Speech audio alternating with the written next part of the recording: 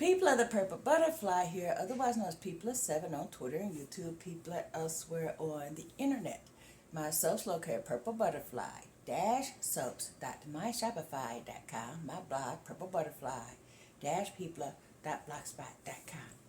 And today I'm working on a custom order. This is going to be shower gel.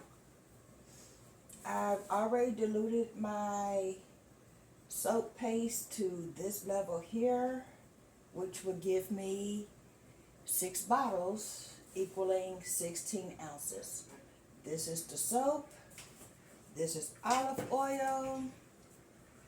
This is a combination of Yves Saint Laurent's version, Nature's Oil's version of Yves Saint Laurent's Opium's Women's, which is the scent the original for Laura's Opium Den was in, and also these 2 bottles equaled 1 ounce, and I took another ounce of Nature's Garden's Opium Fields and made up the difference, so that gives me 2 ounces. Actually, because of the overage of the 0.5, it had 0.05 ounces over for both those bottles, which gave me 0.10, which is enough to make a fragrance oil. So basically, I subtracted 0.010% ounces out of here, put it in the empty bottle, filled that up with olive oil, gave it a real good shake. So now she's got perfume oil to go with her order. And that's the really heady Opium Women's scent, which is blended with Opium Fields, the scent for Laura's Opium Den.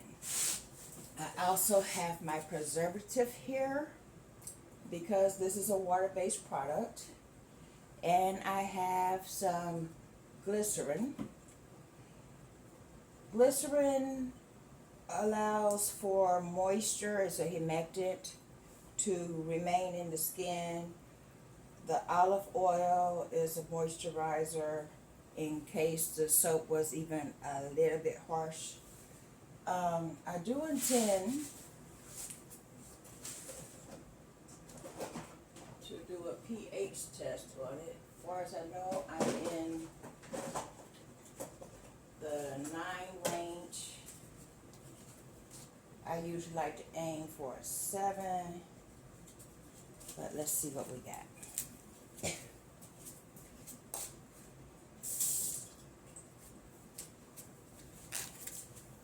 I'm going to just get that right on in there.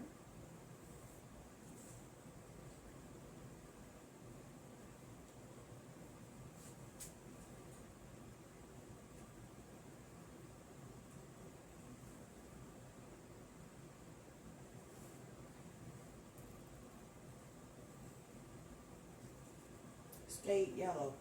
That's a 6. That's neutral. Cool. Now, what's going to happen when I mix the other ingredients, that neutral number might change. And that's fine. This soap is completely neutral, is safe, can't burn your skin or anything like that, which means anything else I add to it from my known items of safe levels will still be in the safe range. Now, the first thing I'm going to do is add a little olive oil.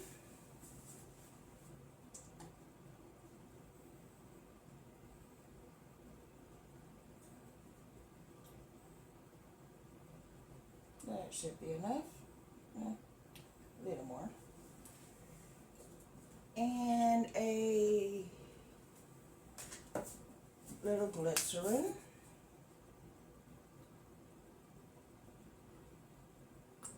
A real good squeeze of that. this goes last, but next goes the fragrance oil. Yeah.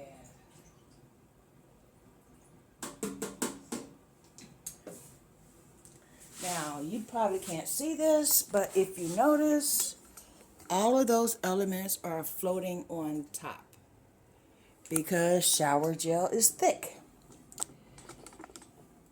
Most people would heat that up because it makes it easier to stir or stir it by hand.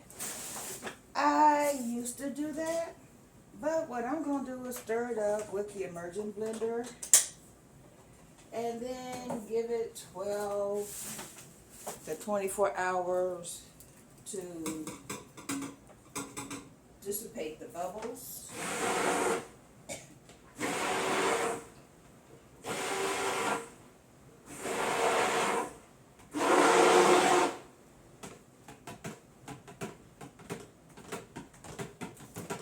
Because by the time it's all said and done, this should be cloudy or clear.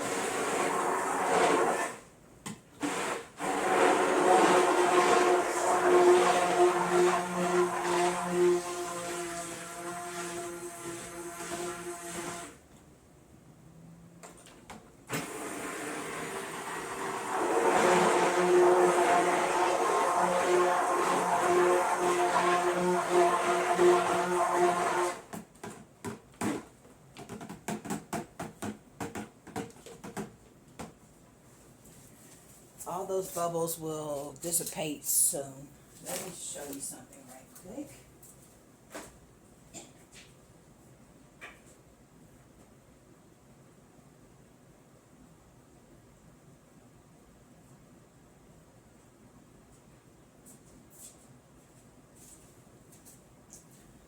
This is my personal shower gel made by the same method that I'm doing right now.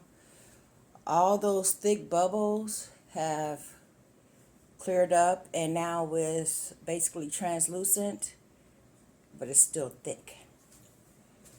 And one of the issues I had with this fragrance oil is last time I made this particular shower gel, it thinned it out to the point where it was almost water. So I'm trying to avoid that.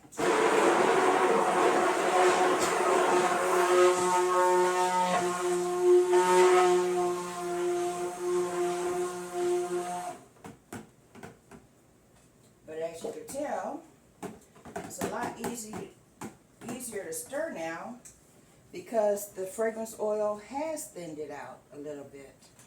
But it still has a viscosity that's desirable. And I'll move you closer so you can see what I'm talking about. See that?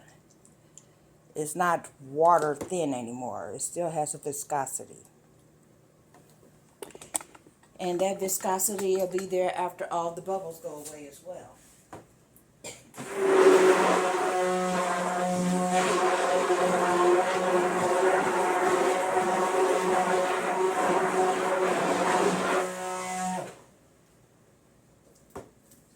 Now, I'm going to put in my Dermaban 2,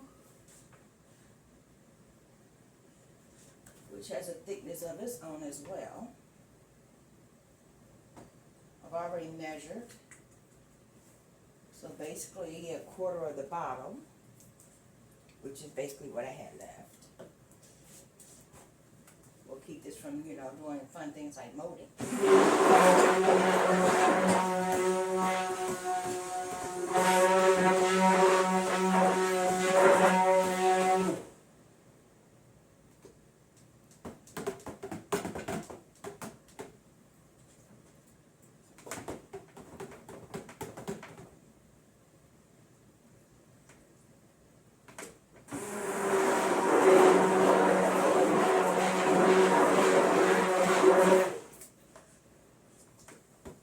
Now, to thicken up a shower gel that becomes very loose on you, because that's turning back into a water-like substance again, you add more oil and you add more glycerin.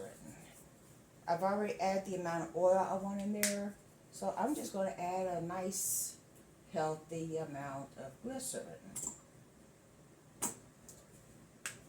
It's all a balancing act when it comes to liquid soap, which is primarily why I only do it for special orders.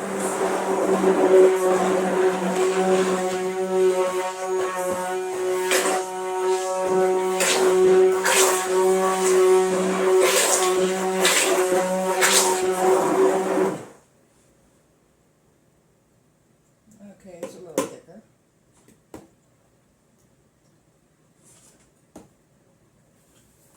Because the only way to thicken up a liquid soap is with more oil, more glycerin, or crocus, which is a chemical thickener, or let's see, vitamin D. I forget what they put at the end of it, but it's went from being a vitamin D derivative to a chemical. I don't use any chemicals, so basically it's like we get it thick, and if it loosens up because of the fragrance oil, it's just gonna be loose. I can also add salt to it. A salt water solution will thicken it up, but the problem with that is it might make it harsher, and that's exactly what we don't want. So I'm going to give this time to sequester. Hope it thickens up by the time the bubbles dissipate. But let's see where we are on the scale. That's slightly green.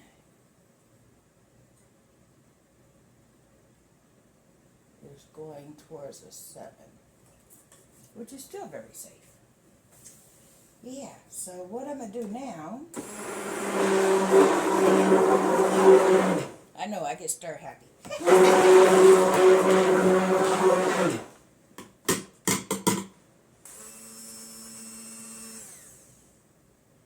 It still has a viscosity to it. It's not completely watery. But what I'm going to do now is see what I can do about the bubbles. Hold on. Spray a little alcohol in there. So the bubbles are gone on the surface. All of these bubbles need to rise to the top. It may or may not become clear. The last time this fragrance oil stayed cloudy. But yeah, because of technique and everything, it might decide to clear up to this level. Because this is the same formulation I used. Basically, this was the test, and then when that came out okay, I went ahead and diluted this much. So yeah, and that's all going to go into a bottle this size, 16 ounces, with her signature scent, and then this is going to be put in her box with it. Fortunately, I didn't toss out the bottle this time when I made the fragrance oil, so it's got the label of what it is, and it does say oil on it because this was the fragrance oil, but I used a little bit of this fragrance oil and olive oil because you do not want to use a fragrance oil 100% pure on your skin. That will burn. So basically I put the 3%, it's like right about this amount, and the rest is olive oil. It will have the strong scent of the Yves Saint Laurent Opium without being too detrimental to the skin. That's also why I put extra oil in the soap itself along with the glycerin. And this has no moisturizing properties. This is the broad spectrum preservative, which keeps it from, acting all wonky when time goes by. But I can see right now it's lifting up those bubbles. In fact, I'm just going to crack that open a little bit so that way the bubbles have some place to go. and I'll bring you back. Let's see, right now is 12:41. I'm going to give this, usually when it's a 16-ounce bottle of bubble bath, it takes a few minutes to dissipate the bubbles. This technically is 6 bottles of bubble bath. Well, not bubble bath, shower gel. So I'll give it 6 hours. An hour for each 16-ounce increment. And then we'll look at where it's at that point. This has been People. Don't forget to like, comment, share, subscribe. Bye now.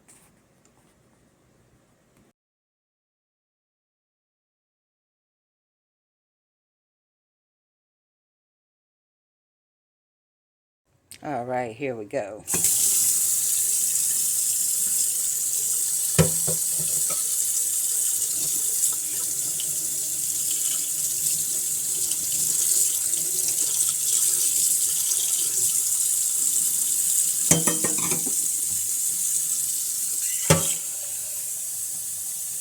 Look at the amount of bubbles in this shower gel.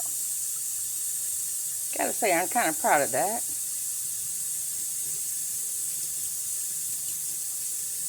I got a gentle formula with humectants and moisturizing properties and a whole lot of bubbles. Look at that. They're still coming out. Yep. I have made some liquid soaps that does not bubble this much. So I'm making notes on the recipe as we speak so I can do this again and again and again. It is still a little watery. It doesn't have the thickness it started with, but that's the fragrance oil, not the recipe itself. If I left it unscented, it would have remained thick as it was. But yeah, I do believe Laura's going to be very happy with this.